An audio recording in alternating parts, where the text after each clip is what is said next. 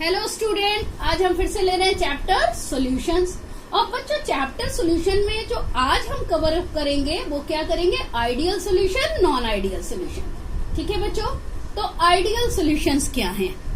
अगर हम मान लीजिए दो सॉल्यूशंस को मिक्स करें, राइट, और वो मिक्स सॉल्यूशन जो है वो राउट लॉ को फॉलो करते हैं, तो हम क्या करते हैं कि ऐसे सॉल्यूशन क्या है? Ideal solutions. लेकिन इन रियलिटी बहुत रेयर सॉल्यूशंस ये आइडियल सॉल्यूशंस की तरह बिहेव करते हैं। अब बच्चों, इनके लिए कुछ कंडीशंस होती हैं। क्या है वो कंडीशंस? चलिए देखते हैं। इनके लिए कंडीशन क्या है? डेल्टा एच शुड बी 0, यानी जब हम दोनों सॉल्यूशंस को मिक्स करें तो एंथैल्पी में यानी हीट चेंज में कोई भी डिफरेंस नहीं आना चाहिए। Next, delta we should be 0, यानी जब दोनों सॉल्यूशन हम मिक्स करें तो मिक्स करने पर वॉल्यूम ना तो घटे ना ही बढ़े, यानी वॉल्यूम में कोई चेंज ना हो। Third one is delta G should be 0।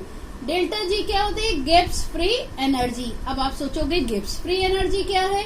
तो जी क्या है बच्चों? गिब्स फ्री एनर्जी, जिसका मीनिंग है minimum amount of energy required to do work. किसी भी काम को करने के लिए मिनिमम जितनी एनर्जी जरूरी है उसे कहते हैं फ्री एनर्जी या गिब्स फ्री एनर्जी। यहाँ मैंने डेल्टा लगाया है, इट मीन्स चेंज। तो डेल्टा जी की वैल्यू क्या होनी चाहिए? 0। कुछ सॉल्यूशन आइडियल सॉल्यूशन की तरह बिहेव करते हैं, जिसमें मैंने एग्जांपल लिया है। First one C6H6 plus C6H5CH3 की क्या है? बेंजीन, और ये टोलुइन। दूसरा एग्जांपल लेते हैं बच्चों, CCl4 carbon tetra chloride plus C6H6, it means benzene. Third one लेते हैं बच्चों, C2H5Br इथाइल ब्रोमाइड, या कह सकते हो आप bromo ethane, plus C2H5I ethyl iodide या आयोडो इथेन। बच्चों, ये वो है सॉल्यूशन जो आइडियल सॉल्यूशन की तरह बिहेव करते हैं। अब बात करते हैं नॉन आइडियल सॉल्यूशंस क्या है। नॉन वर्ड से ही क्लियर है, just reverse of the ideal solution. तो आइडियल सॉल्यूशन फॉलो कर रहे थे राउट लॉ, तो नॉन आइडियल सॉल्यूशन क्या होंगे? जो राउट लॉ को फॉलो नहीं करते। अब बच्चों, राउट लॉ को फॉलो नहीं करते ये हमें कैसे पता चलेगा? क्योंकि अगर हम कभी वेपर प्रेशर का ग्राफ लेते हैं तो बच्चों ये डेविएशन शो करते हैं, यानी जिस जगह इन्हें होना चाहिए या तो उसकी वैल्यू उससे हाई आती है या फिर लो। तो डेविएशन शो करने के बेस पे नॉन आइडियल सॉल्यूशन दो टाइप के होते हैं। तो एक होते हैं जो पॉजिटिव डेविएशन शो करते हैं और एक वो होते हैं जो नेगेटिव डेविएशन शो करते हैं। अब बात करते हैं पॉजिटिव डेविएशन कौन शो करते हैं। बहुत ध्यान से सुनिएगा बच्चों, बहुत ही आसान है।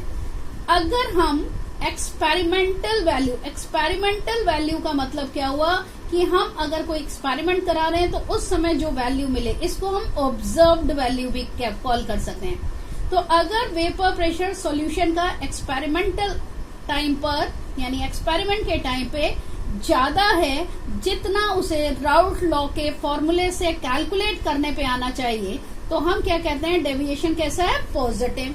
फिर से समझिएगा बच्चों, अगर वेपर प्रेशर जो सॉल्यूशन का है उसकी एक्सपेरिमेंटल वैल्यू कैलकुलेटेड वैल्यू से ज्यादा है तो डेविएशन कैसा है? पॉजिटिव।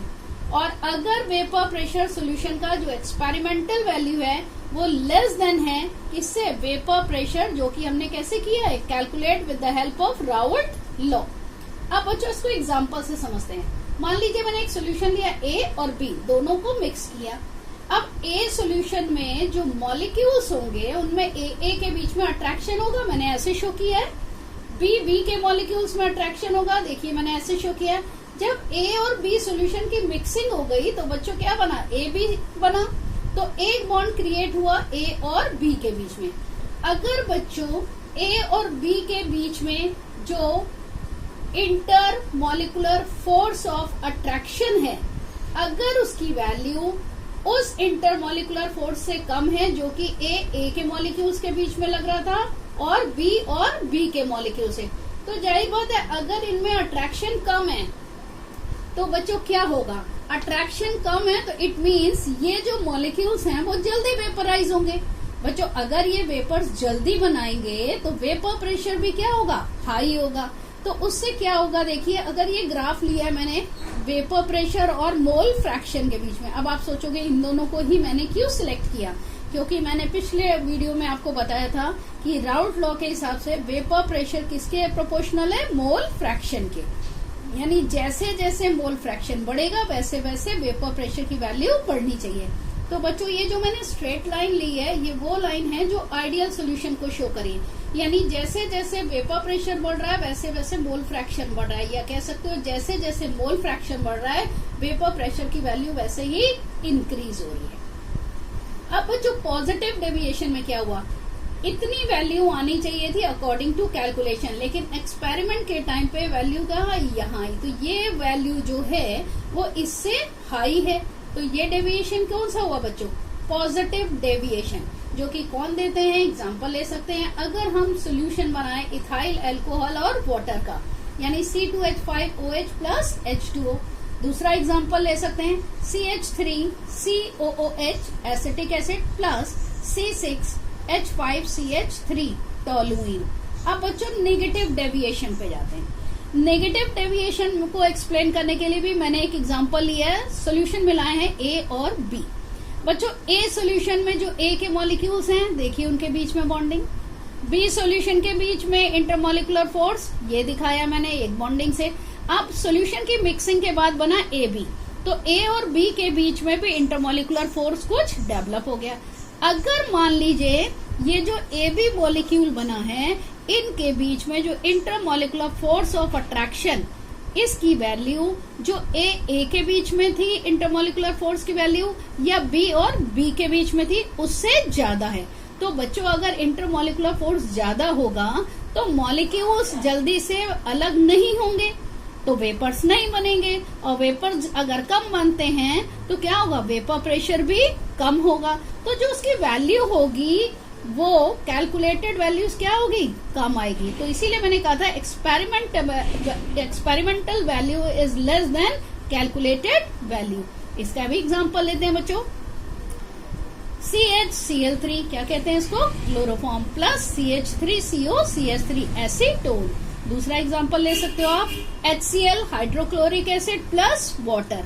अब बच्चों एक एग्जांपल मैं दिखाती हूँ क्योंकि ये क्वेश्चन बहुत इंपॉर्टेंट है, बहुत पूछा जाता है कि एसीटोन और क्लोरोफॉर्म, इसका जो हम नॉन आइडियल सोल्यूशन बनाते हैं ये नेगेटिव डेविएशन शो करता है कैसे। तो देखिएगा बच्चों, एसीटोन CH3COCH3, क्लोरोफॉर्म को मैंने ऐसे लिखा है देखिए CHCl3।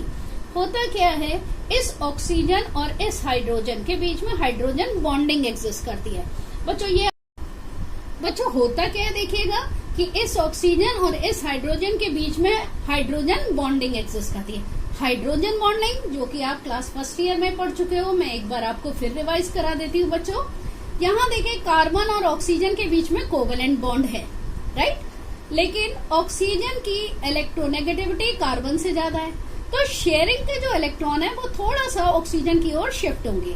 अगर ऑक्सीजन की ओर शिफ्ट होंगे तो बच्चों इस पे पार्शियल नेगेटिव चार्ज आएगा और इस पे पार्शियल पॉजिटिव चार्ज आएगा। इसी तरह क्लोरोफॉर्म में कार्बन और हाइड्रोजन के बीच में कोवेलेंट बॉन्ड है, लेकिन कार्बन की इलेक्ट्रोनेगेटिविटी ज्यादा है किससे, हाइड्रोजन से। तो कार्बन पे पार्शियल नेगेटिव चार्ज और हाइड्रोजन पे आता है पार्शियल पॉजिटिव चार्ज। दोनों सेपरेट मॉलिक्यूल्स हैं, लेकिन पार्शियल चार्जेस वो भी अपोजिट डेवलप होने से क्या होगा, इनके बीच में एक स्पेशल टाइप का इलेक्ट्रोस्टैटिक बॉन्ड बन जाएगा, जिसको क्या कहते हैं, हाइड्रोजन बॉन्ड। तो बच्चों याद रखिएगा, जिसमें भी हाइड्रोजन बॉन्डिंग डेवलप होती है उसका बॉइलिंग पॉइंट हाई होता है, और जिनके बॉइलिंग पॉइंट हाई होते हैं उनके वेपर प्रेशर कम होते हैं। क्यों?